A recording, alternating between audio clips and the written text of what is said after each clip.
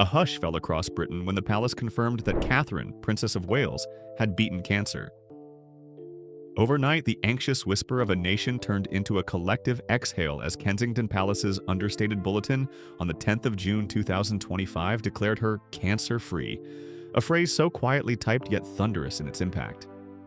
For months, she had vanished from balcony photos and state dinners, traveling instead through clinic corridors and moments of private courage. Now she emerged radiant, carrying not just the relief of her own family, but the gratitude of millions who had prayed, posted, and waited with her. Recovery might have been reason enough for celebration, yet destiny seemed impatient. Barely a week later, Catherine missed a garden party, an absence trivial to anyone who knew she was cheering Prince Louis from a school auditorium seat, but the tabloids pounced. "Cancer returns!" they shrieked, conjuring panic from thin air. Social media frothed, conspiracy theorists fizzed, and the palace issued a rare, steel-edged rebuttal. The true story was heartbreakingly ordinary. A mother chose her son's pirate play over photo op pomp. That contrast, loving normalcy versus public carnival, foreshadowed the upheaval to come. Into that swirl stepped King Charles, himself weathering his own health battles and, some say, a new clarity about time.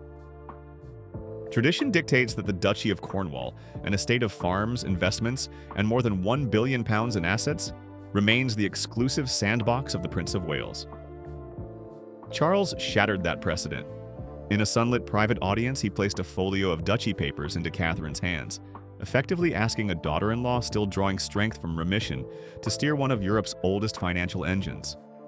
It was audacious, tender, and politically risky all at once, the monarch's way of saying, "The future will not wait." Observers scrambled for motivations. Some saw strategic brilliance. Catherine's popularity could soften debates about royal relevancy. Others sensed filial affection, a bond forged when Charles and Catherine compared chemo diaries. Palace insiders whispered that the king regarded her as the strategist with a heart, a bridge between oak-paneled tradition and data-driven modernity. Whatever the calculus, the handover signaled that survival had refined, not diminished, her capacity to lead. Quietly, Catherine had been preparing. Even during chemotherapy, she requested briefing binders on sustainable agriculture, grilled advisors about property investment yields, and scheduled Zoom calls with economists to dissect renewable energy models. Staff remember her pausing mid-meeting to ask a junior aide about childcare, weaving empathy through spreadsheets. Her brush with mortality, friends say, sharpened her question petty-diddle. How can these numbers elevate real families? That mixture of compassion and curiosity made her a natural steward for an estate whose profits fund not just royal households, but regional employment and environmental programs. Inside palace walls, skepticism flickered. Traditionalists wondered if a consort should command portfolios older than Westminster's stone. Younger courtiers exchanged grins, predicting she would streamline processes, digitize ledgers, and greenlight solar arrays on duchy farmland. Catherine herself listened more than she spoke, jotting ideas in a leather notebook already crowded with color-coded tabs. She talked about mental health allowances for staff, carbon-neutral tenant farms, bursaries for children of estate workers. The duchy, she mused aloud, could be a template for ethical capitalism dressed in royal livery. Support at home buttressed her ambition.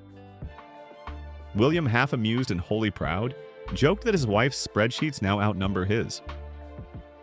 Their children kept her grounded.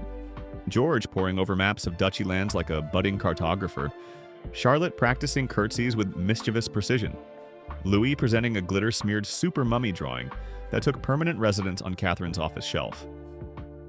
Even Queen Camilla dropped by to dispense the gentle counsel of someone who has weathered storms of press and protocol. Family, once the reason for retreat, became the battery powering her leap forward. Beyond the palace gates, reaction was electric.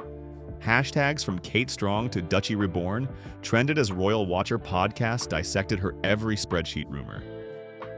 Some historians tut-tutted, warning that rushing reform could puncture the mystique that sustains monarchy. Yet the public, jaded by ceremonial inertia, leaned toward the glow of progress. If Catherine could survive cancer, raise 3 children, and still ask her advisors about soil health, perhaps she was precisely the shock the crown required. Inside boardrooms, the tone shifted from curiosity to respect. One veteran land agent recounted how the princess requested comparative yield data for organic versus conventional wheat, then followed up a week later with a handwritten note suggesting pilot plots and partnerships with local colleges. Another aide recalled her insistence on mental well-being check-ins after a staffer confessed burnout. It became clear Catherine was not auditioning, she was acting. The duchy's venerable crest would soon sit beside modern HR policy and climate metrics. And so Britain stands at an unexpected crossroads. On one path lies ceremony unaltered, glittering tiaras, predictable balcony waves, finances tucked safely out of public view. On the other is Catherine's vision, a duchy audited in plain language, investments measured against carbon as well as cash, palace staff discussing wellness as freely as dress codes. Each choice tests the monarchy's promise that it can reflect the nation's better self. Tonight, we cannot say which future will prevail. We only know that a woman once defined by grace now carries the weight of a billion-pound trust and the hopes of a sovereign who dared to gamble on empathy. Her story has already stretched from a hospital ward to a boardroom. Tomorrow, it may stretch from Cornish farms to classrooms studying sustainability.